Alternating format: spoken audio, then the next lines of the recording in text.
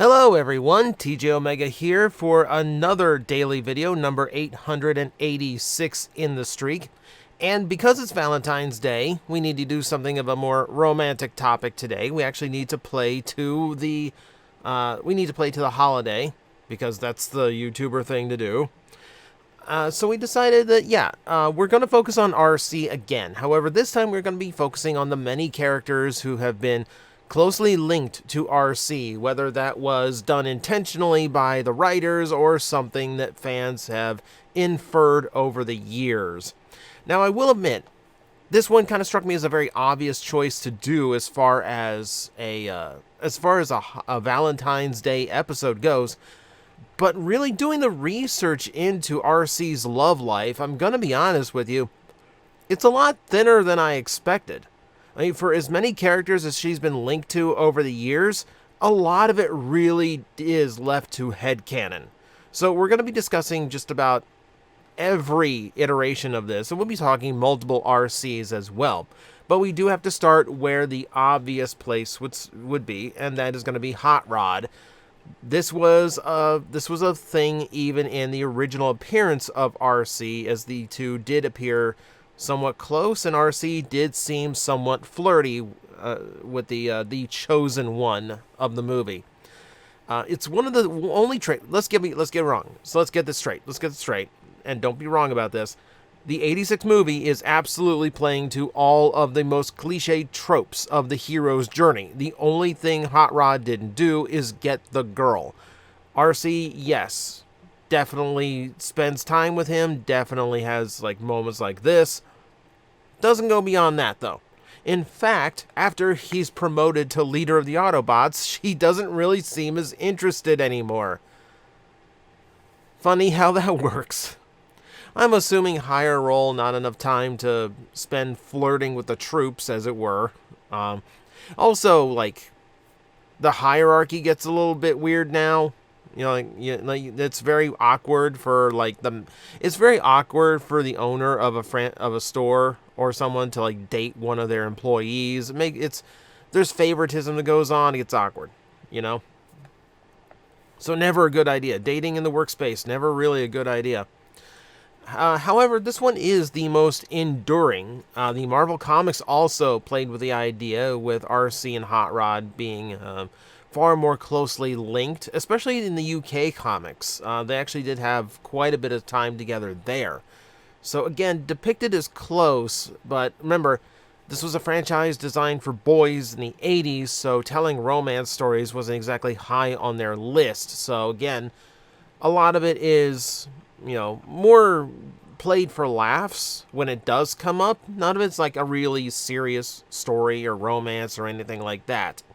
But like I said, this one does endure. When we get to I believe the 3H era of Botcon, some of the pack-in stories for sets did actually include more interaction between Hot Rod and Arcee. When Arcee was found, when they needed Arcee's abilities as a maximal, it was up to Hot Rod, who had undergone the upgrade but was still in an Autobot body. So he's just an Autobot, but he's closer to the size of a Beast Wars character. So Micromaster Hot Rod, I guess. The story they told in that one for the Botcon Arcee exclusive really did play to the history the two had together in order to tell its story. And Arcee had a really dark story to tell in that one, getting over the loss of Daniel, who she kind of saw as her fault. It's a fun little interaction. You could tell like old friends getting back together type of vibes off of it. Again, nothing overtly romantic. If we want to do that, we have to go all the way to the Dreamwave era, which we don't normally like to talk about because the guy running in the company, Pat Lee, is let's just say not good person. For legal reasons and for YouTube TOS reasons, we will leave it at that. This is one of the few places where I think it was very overtly pointed out that, Arcee was Hot Rod's girlfriend. And even then, it's a more of a background detail. It's more just a character quirk than like an actual focus of the story. But still, this is about as close as Arcee and Hot Rod actually became in any official canon fiction, even though it tends to still be the most popular pairing, mostly just due to the flirting in the 86 movie. That being said, it's not her only suitor from the 86 movie, because we also have Springer. Now, this one basically generates from 5 Faces of Darkness. From episode 1 to episode 4, the two were basically joined at the hip. Arcee basically served as Springer's sidekick while he was going on this heroic journey to find out who had tried to ruin the peace conference, ruin the Galactic Olympics, and potentially, supposedly assassinate Rodimus Prime. Though we found out, no, just capture and interrogation was the plan. Point being, it was Arcee who went along with Springer on the investigation to help him out and back him up. And, okay, they make a fine duo. But what you see here is about the only moment of actual romance that you have to go by in any of these stories. In this particular scene, this was just after Springer was rebuilt by the, brain blank, Junkions. The Junkions had just rebuilt him from their big trash compactor, thing. And it doesn't really come across, it comes more across of like just relief that he's alive. And there's language in there, and there's contact you can infer from, but again, it's not a whole lot. And really, they don't have much interaction like this throughout the rest of the series. Remember, Arcee, as we just went over last week, actually had very little presence in the series after 5 Faces of Darkness, with only 3 voiced appearances after Part 4. So they didn't really have enough time to actually make Springer and Arcee a thing, though it has led fanfic writers to go absolutely nuts over the years with love triangles and what-if scenarios, and you know what? Fine, fair to them. Like, a lot of this stuff, like I said, was left to headcanon, and in that, you actually have a lot of play value here. If that's how you want to have fun with the franchise, go nuts. Do your fan art, write your fanfics. Because this is somehow the only way we get stories the way we want them to go. Now, as far as Generation 1 goes, there is one more suitor for Arcee, and then we have to go to the Japanese version, Headmasters. Yep, this is Chrome Dome. And Chrome Dome actually officially listed as one of Arcee's suitors. This one, I will admit, as much as you could infer a lot from Hot Rod and Arcee's interactions, you can glean a little bit from Springer and Arcee's interactions in 5 Faces of Darkness Part 4. What you might have to struggle with is getting this pairing off the ground. So this is all based on Headmasters Episode 11, where they're having a celebration, and as part of it, Chrome Dome asks Arcee if she wants to dance, which she accepts, and that really is it. And really, the dance scene between them didn't last that long at all. So even though you have this, which screenshots go, for the 3 screenshots I've shown you, this might just be like the most romantic of the 3 so far. It doesn't go beyond this. Go to TF Wiki, to Chrome Dome's page, do like a Control F find for Arcee's name. It's going to come up 4 times, and one time it's going to be when they mentioned that Chrome Dome's toy was almost repainted into Arcee. As far as Headmaster continuity goes, this dance is the last time Chrome Dome and Arcee are actually together. So as far as romantic pairings for Arcee, this is the one that's the biggest leap, despite what you see on screen here. And of course, Chrome Dome has a far more popular and better written romance that we all know today. So it might have been for the best that this one never really got much attention. From here, there are other versions of Arcee that also have popular pairings, whether it was by intention or by just people really looking too hard into situations. In animated, we did have Ratchet and Arcee as a thing, kind of. This seems to be born from just Ratchet's remorse over how Arcee was treated and her specific role with Omega Supreme. Yeah, and especially like the interactions that Ratchet had with her early on. I mean, it's a more sad story. And it seems more, and I personally never gleaned anything romantic from it, but, you could. I could see where you could, because, I mean, they are particularly close when Arcee is brought back, and Ratchet is, obviously has a deep care for her, but it definitely seems more of a, mistakes of the past that have been corrected kind of way, rather than anything romantic. If you want to infer from that, feel free to. I've seen some wonderful Valentine's Day art of these two, so don't get me wrong. There is definitely room for it. If we want to move to a different cartoon, there is Transformers Prime, which is probably the most thirsted Arcee on the entire list. You could make what you will out of her relationship with Cliffjumper. Now, obviously, Cliffjumper's existence on screen totaled about 5 minutes because Dwayne Johnson is expensive. So no big surprise that they didn't really get a whole lot of time to hash it out, but you knew that Arcee was really attached to Cliffjumper, and whether it was as a partner or something else. And just to get out of the way, yes, there is that scene in the Scraplets episode where, this almost happened. But again, that seemed like desperate moment, thought they were going to die, and really just more of like a camaraderie thing. But again, I know people who read deeper into this scene. So, again, do with what you will, enjoy the franchise your way. Still, it was 2 different options that the show offered. Didn't go down either road, however. And none of it ever got followed up on, by the way. So it was just a couple of options to throw out there because, again, this is one of the most popular Arcees for this type of, shall we say, expanded material.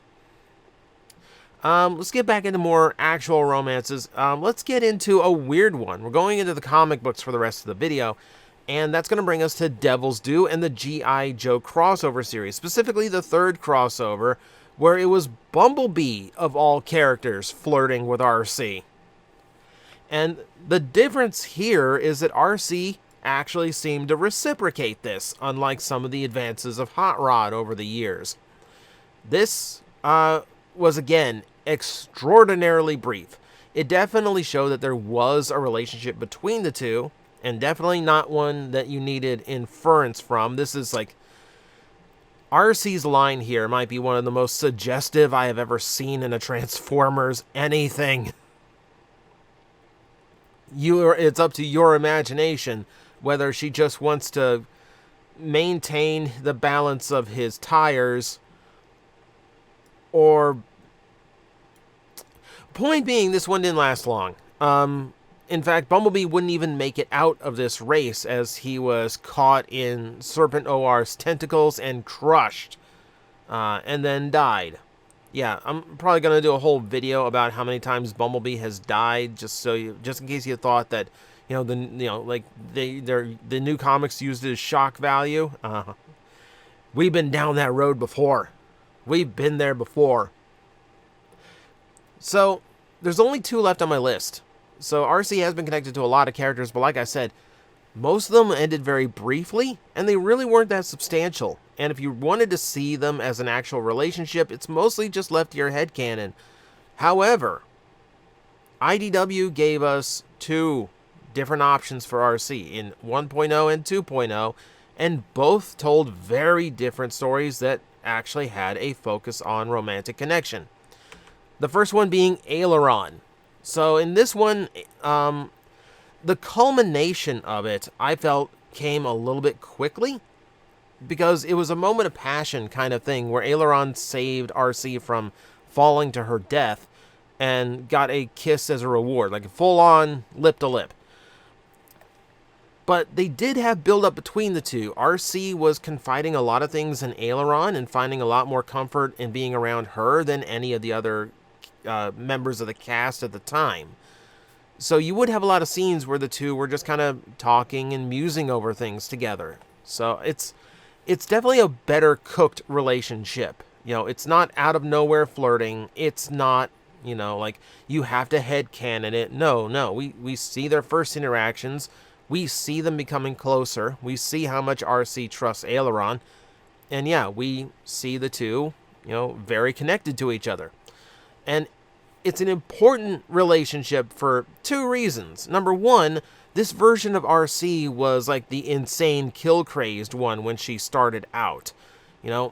She fought mostly just just being instinctively driven as a warrior.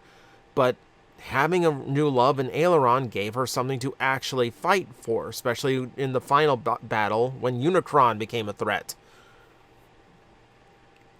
So it was great. It was great to see as character growth and to let the character, evolve all the way from just kill-crazed and desperate for revenge to, actually being a protector and actually, having a loving relationship.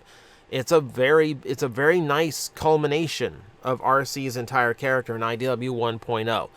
She went through a lot, some of it story-based, some of it due to the writer. We're never letting Simon Furman write women again, by the way. I think we just made that a universal law from now on. But this was beautiful to watch. Maybe a little bit quick. I might have wanted a little bit more build-up. But still, I'm glad to see the two. The second reason why this is an important couple, Aileron is specifically designed to match Crasher from GoBots. I love that. So then we move to IDW 2.0 and Arcee's most recent relationship, as you could again infer things in Cyberverse with Grimlock, but I really didn't see anything beyond just two adventuring companions, so didn't feel the need to include that. And we haven't gotten much look at her in Earthspark to judge anything there. However, IDW 2.0 gave us something extremely different. So rather than have a relationship develop on the pages, Arcee was already in a committed relationship with Greenlight, one of the female Autobots from Generation 1 Season 2, the search for Alpha Trion. And it's a wonderfully loving and supportive couple. It's anything that anyone would want out of a relationship. The two are there for each other no matter what. One twist in IDW 2.0 that I actually liked was the idea of Transformers being mentors to freshly minted Transformers. It led to a really emotional moment for Bumblebee and kind of a shock moment to start off a brand new series. But it also led to this. In Arcee and Greenlight's, side story, Gage, Arcee's mentee, was brought along with them for the ride, and through it, they became more bonded. They became closer to Greenlight as well. So you have something here that you don't normally get in Transformer dynamics because of the way 2.0 kind of wrote itself in. You get a genuine family amongst Transformer characters. Gage, if they knew of Earth culture and knew of what we did, this would be considered adoption. This would be, Gage would be the adopted daughter in this situation.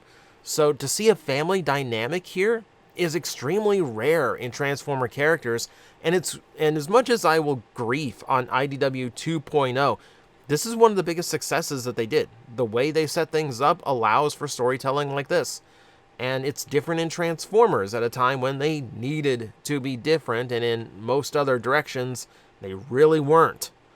But this was fun. This was special. So there you go. There's your romantic history of Arcee, the most prominent female in Transformers, and because the only female in Transformers for a long time, the center of a lot of affections. And the scary thing is, I'm sure there's more examples you could point to in one-off comics, the crazy fiction that is Transformers Legends in Japan. There's got to be more out there, but that's enough for now. So, thank you very much for watching. Happy Valentine's Day for everyone out there celebrating, and as always, I will see you next time.